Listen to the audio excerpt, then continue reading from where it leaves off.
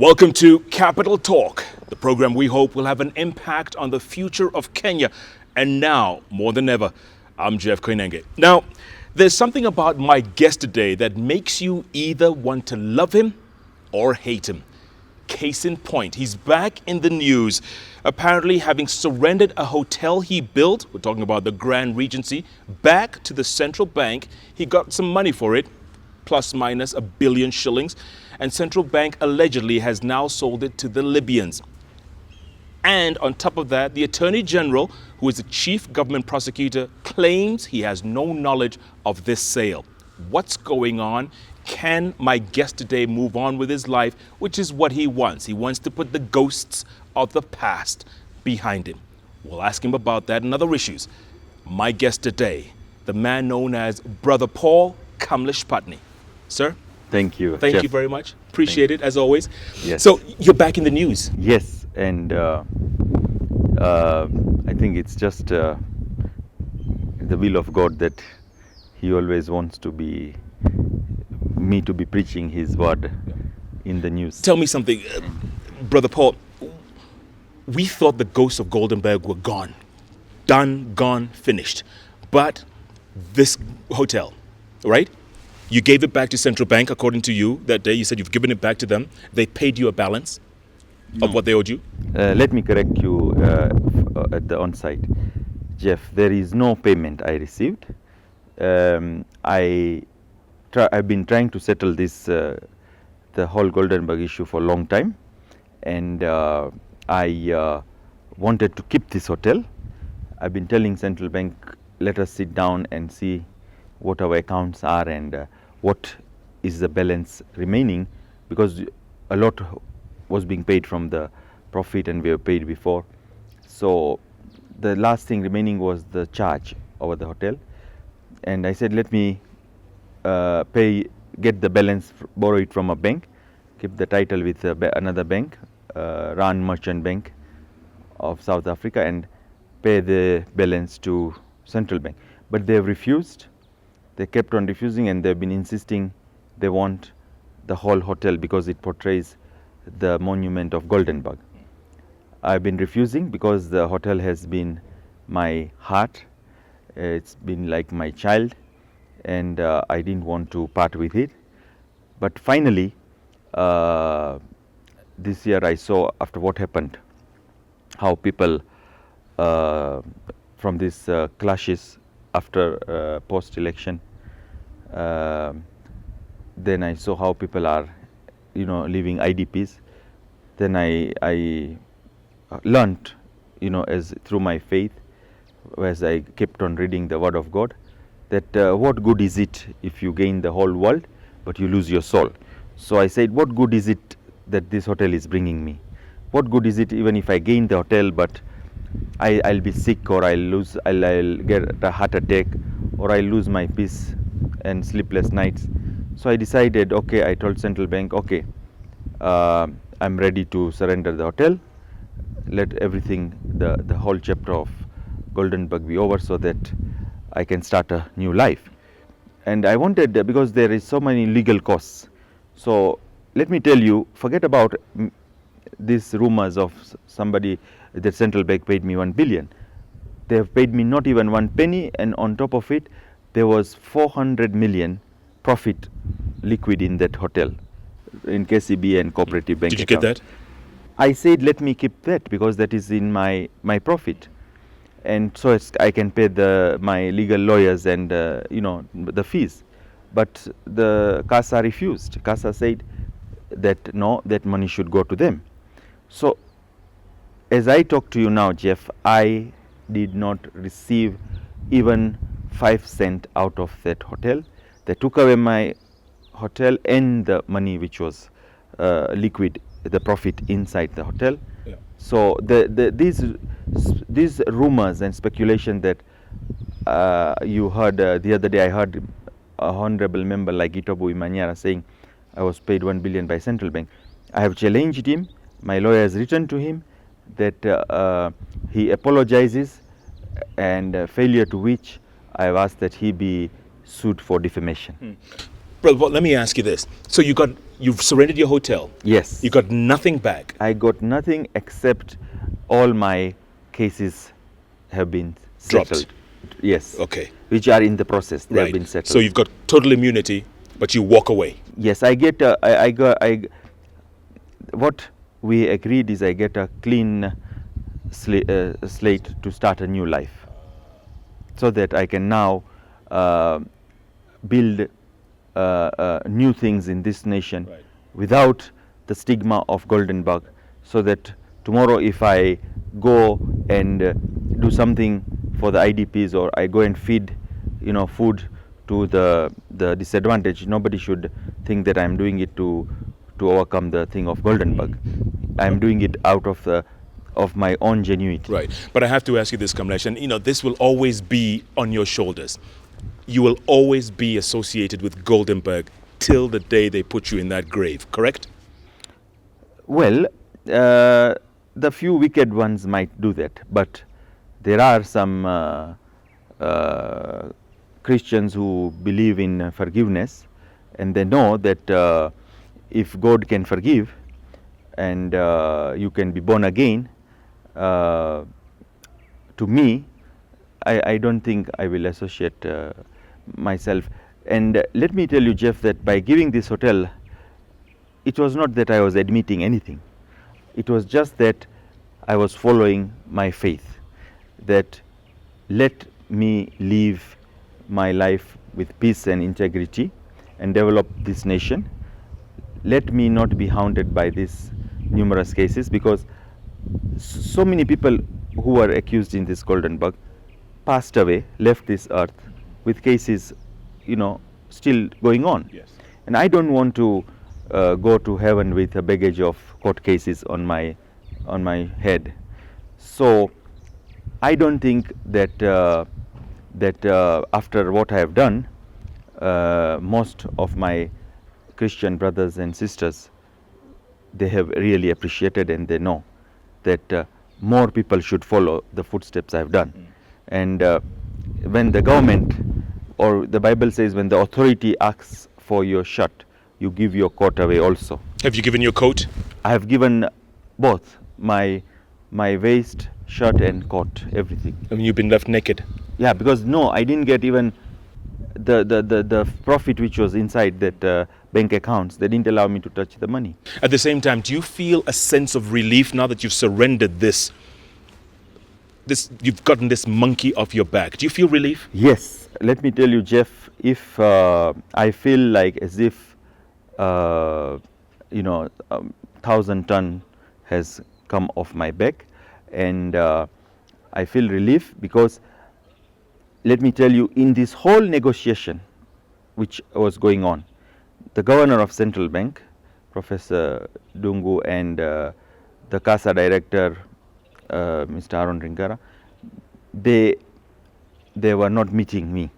I had not met them until the day we went to surrender the hotel in front of the media and public, because this thing had given me such a bad image that people thought, they feared to meet me. There was that stigma, and they thought that I will pull a fast one, or I'm pretending. And because you don't forget that I've been trying to settle this since the time of Governor Chesirem, who was there. We tried to sort it out before by 3 checks. Then another party came to buy a Pakistan party. Then came the Malaysians, and every time the central bank lawyer, you see, the lawyers especially didn't want these issues to be over, because don't forget that this problem of mine was a beneficial factor to many other people. But many big people. Many big people and lawyers and other people, because the hotel and my cases was like a milking cow to many people who were benefiting, because you can see central bank had a battery of lawyers, and then came CASA. They sued 17 companies and 17 defendants and 17 battery of lawyers. So don't forget, the lawyers were the were the most beneficial people out of this saga and this problem with the central bank and CASA and the government. There are still people out there, Kamlesh, who are still walking the streets and benefited from Goldenberg. What's going to happen to them? Do they walk away scot-free? Well, I cannot say. I would advise, mine would be to advise them to follow my footstep, because God has provided us with now the law where you can sit round the table with the authorities and negotiate. Say, okay, I want this settled. I'm ready to give this, and you get a settlement certificate. It's under section 56 4B of CASA Act, and many people are watching my case. They are monitoring. They said that Patni has been so wise. Let's see where his wisdom gets him, and they are watching what happens to me, because mine is the first case ever in the history of Kenya to surrender such a big mega asset to give this the restitution. So many people are watching to see if they see that my thing goes well. I think there will be a few more who will be coming out to surrender things. So mine would be to say to people walking out there, if they have similar situation like mine with cases in court, they should also part with something, some of their assets or whatever, go to the authorities and discuss, because after all, this hotel, it's not a duty of central bank to run hotels, so they will have to sell it, and once they sell, the money is going to help. The government really needs money now. Apparently they've sold it to the Libyans or the Libyan company. Is that true? That's again speculation, Jeff, because that if it was sold to Libyans, you would not be able to just stock in there. You will immediately see the signs, because you go to the hotel and you'll find the Libyan managing director or Libyan people there. But if you go there now, from here straight away, you'll see there is still Ernest & Young receiver there handling for CBK. So, a hotel, to sell a hotel to Libyan or Saudi or Mongolian or Dubai and anybody, it cannot be a secret. It will be proved by glaring daylight, because a hotel is not like a blanket you buy from Nakumatt and take it home and keep it under your bed sheet. A hotel is right there on the Uru highway, and if there is a change of ownership, you will straight away see it. So this point of speculating that Libyan, it was there last year in the newspaper. Then Minister of Trade Mukisaki Tui had said it. It was in the East African newspaper that they wanted to buy it, the Libyans. Then the other time some Saudi, the other time some Indian group. So it's not for us to speculate. When it happens, I'm sure it will happen in broad daylight. Excellent. Brother Paul, I want to talk more about that, and also why the Attorney General claims he has no clue of what's going on. But first, we're going to take a break. My guest today, the man known as Brother Paul Kamlesh Patni. He is no doubt the Teflon Don. Nobody, it seems, is able to touch him. But he says he's gotten a big burden lifted off his shoulders. And you are watching Capital Talk on K24. Much more in a moment.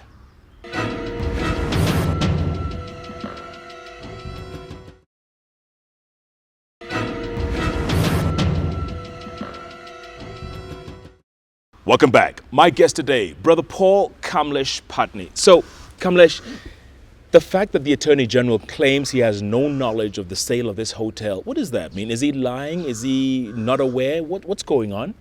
No, Jeff, the AG is absolutely correct, because the dispute surrounding the hotel, if you look at the High Court case number 589 and CASA case number 1111, the dispute surrounding that hotel involved Uru Highway as a plaintiff, Central Bank, and in the other one CASA plaintiff versus Uru Highway and myself. So the case in court disputing the ownership of that hotel was mainly between Central Bank, CASA and myself, and there was no party from Attorney General involved in it. So he is right to say that he was not aware, because the case did not require on settling it. It did not require his involvement in the hotel. Kamlesh, looking back over the last 15 years or so since Goldenberg came up, any regrets? Yes, I would say the only regret I have is that I started at a very young age, and I was very naive at that time, and I took people by their face value and by their words, and I did not ever go into having things checked that they were absolutely according to the law. And you see, the whole problem with Goldenberg started not because there was anything wrong or there was nothing. It has just been monsterized out of a small spark, which was the spark between the ruling party then and the opposition. And me, I had everything. I got my approval letter from the Minister of Finance then. I got agreement from Central Bank. I got all my payments by way of checks and by way of transfer and letter from Central Bank. And just because the thing was not gazetted, or the law was not amended, or the approval of Parliament was not taken, those were government mistakes. But you see, the government never becomes a sacrificial lamb. The lesser mortar would become a sacrificial lamb, and that's where I have really suffered. I have lost my youth, and I've lost my 15 years of life in this saga. I became just like a leper. Nobody would want even to have a cup of tea with me openly at Intercon, especially in the government circles, because being associated with me would say, oh, this is Goldenberg, or some Goldenberg money is changing. So it had been a difficult passing for these 15 years. But after, every bad thing has a good thing with it. And now looking back, if this thing had not happened, then I would not have been a Christian today, and I would not have learned the faith. And now this faith has changed my life, because through the suffering, I have become a wiser person, and through all these rubbing, I think I have come to think life in a clear manner now. At the same time, Kamlesh, there must be some people out there who every time they see you on TV, they get very worried because you know things about them that other people don't know. They must get worried every time they see you. Do you fear for your life sometimes? Well, yes, I used to fear a lot in 1994 when I was in committee prison, 95, then recently when I was charged for a trumped up murder charge in 2003. Literally, I feared that they kept me in a military hospital, Armed Forces Memorial, and I felt that somebody was after, after my life. But in those circumstances, you just take refuge with God, and I kept on praying, and God was my shield, and I think the fear went away, and now I do not have fear, because I know that not a hair on your head can be touched unless there is a authority from God. You plan to write a book one day, because there are a lot of people who were involved in Goldenberg, like you said, are passing on. They're dying almost every year.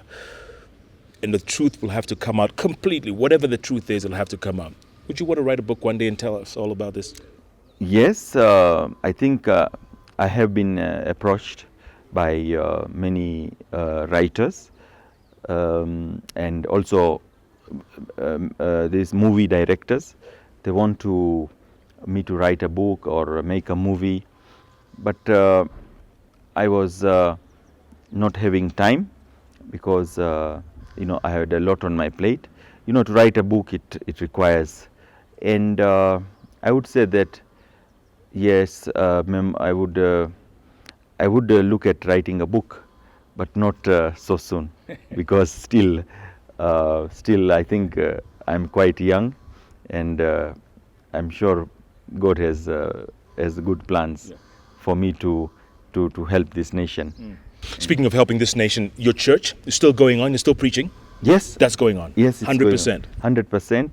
In fact, I said it very clearly when I wrote to Central Bank and to CASA that I'm ready to surrender this whole hotel, and I asked and I requested for all the past to be cleared, so that now I can devote my time to the service of God.